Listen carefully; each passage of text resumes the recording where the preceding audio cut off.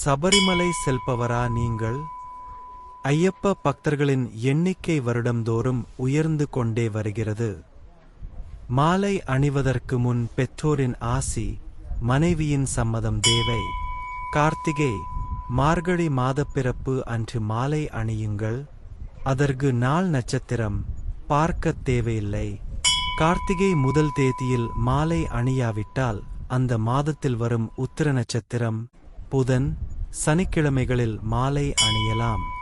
குறைந்த பட்சம் 41 நாட்கள் விரதம் மேற்கொண்டுதான் சபரிமலை யாத்திரையை துவங்க வேண்டும். துளசிமணி அல்லது உருத்திராட்சை மாலை 108 அல்லது 54 மணிகள் உள்ளதாக பார்த்து வாங்கி, அத்துடன் ஐயப்ப திருவுருவப் பதக்கம் ஒன்றினை இணைத்து பலமுறை முறையாக விரதம் இருந்து பெருவழிப்பாதையில் சென்று வந்த பழமலை ஐயப்பன்மார் ஒருவரை குருவாக ஏற்று திருவிளக்கு முன்பாகவோ திருக்கோயில்களிலோ குருநாதரை வணங்கி அவர் தம் திருக்கரங்களால் மாலையணிந்து கொள்ள வேண்டும். 18 ஆண்டுகள் தொடர்ந்து சபரிமலைக்கு செல்பவரே குருநாதர். ஐயப்பனாக மாலை தரித்த நேரத்திலிருந்து குருசாமியை முழு மனதுடன் ஏற்று அவர் தம் மொழிகளை தேவவாக்காக மதித்து மனக்கட்டுப்பாட்டுடன் பணிந்து நடந்து யாத்திரையை இனிதாக்க ஒத்துழைக்க வேண்டியது அவசியம். காலை மாலை இருவேளைகளிலும் குளிர்ந்த நீரில் தவறாமல் நீராடி ஐயப்பன் திருவுருவப் படத்தை வைத்து வணங்குதல் வேண்டும். நீலம், கருப்பு, காவி இவற்றுள் ஏதாவது ஒரு நிறத்தில் உடைகள் அணிய வேண்டும். எண்ணம், செயல் தூய்மையாக இருக்க வேண்டும். எண்ணெய் தேய்த்து குளிக்கக்கூடாது. முகச்சவரம் செய்து கொள்வதோ முடி வெட்டுவதோ கூடாது. வீண் பொழுதுபோக்குகளில் ஈடுபடக்கூடாது. வெற்றிலை பாக்கு கூடாது. பகலில் துங்கக்கூடாது. மெத்தை, பாயில் படுக்கக்கூடாது. செருப்பு அணியக்கூடாது.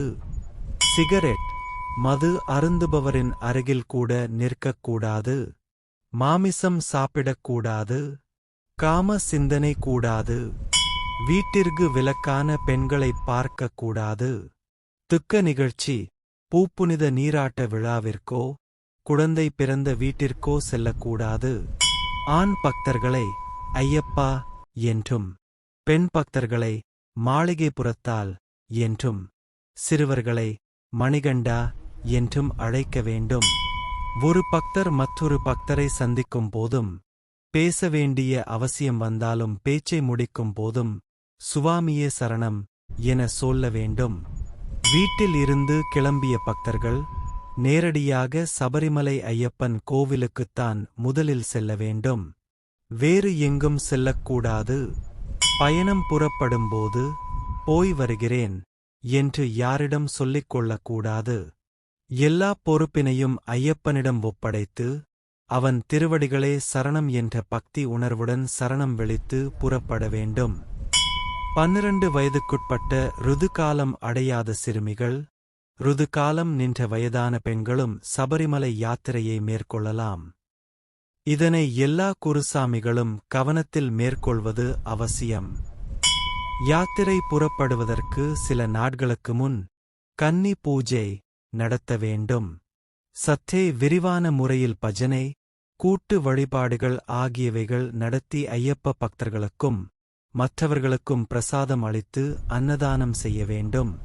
முதன்முறையாக யாத்திரையை மேற்கொள்ளும் ஐயப்பன்மாரை கன்னி ஐயப்பன் என்றும் அதன் பிறகு மலையாத்திரை செய்யும் ஐயப்பன்மார்களை பழமக்காரர்கள் என்றும் அழைக்கப்படுவார்கள்.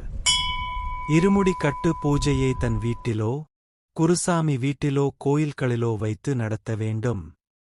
வீட்டை விட்டு கிளம்பும் முன்பு விடலைக்காய் ஒன்றை வீட்டின் முன் அடித்துவிட்டு சுவாமியே சரணம் ஐயப்பா என்று சரணம் விழித்து புறப்பட வேண்டும். கன்னி ஐயப்பன்மார்கள் யாத்திரை புறப்பட்ட தேதியிலிருந்து ஐயப்பன் சந்நிதானம் செல்லும் வரை அவர்களாக இருமுடியை தலையிலிருந்து இறக்கி வைக்கவோ ஏற்றி வைக்கவோ கூடாது. குருநாதர் அல்லது பழமலை ஐயப்பன்மார்களைக் கொண்டுதான் ஏற்றவோ இறக்கவோ வேண்டும். பம்பையில் சக்தி பூஜையின் போது ஐயப்பன்மார்கள் சமைக்கும் அடுப்பிலிருந்து சிறிதளவு சாம்பல் சேகரித்து சன்னதி ஆடியில் இருந்து எடுக்கப் பெற்ற சாம்பலை அத்துடன் கலந்து தயாரிக்கப் பெறுவதுதான் சபரிமலை பஸ்மம். இது மிகவும் சக்தி வாய்ந்ததாகும். ஐயப்பன் விரதம் வாழ்க்கையை மாற்றும் ஒரு புனித அனுபவமாகும். ஐயப்பன் உங்கள் வேண்டுதல்களை நிறைவேற்றியும் உங்களுக்கு நல்வாழ்வையும் நிம்மதியையும் அருள்வார். விரதத்தின் முழு பயனையும் அடைவதற்காக இதை முழு பக்தியுடன் செய்து ஐயப்பனின் கருணையை பெறுங்கள். சுவாமி சரணம். திருச்சிற்றம்பலம்.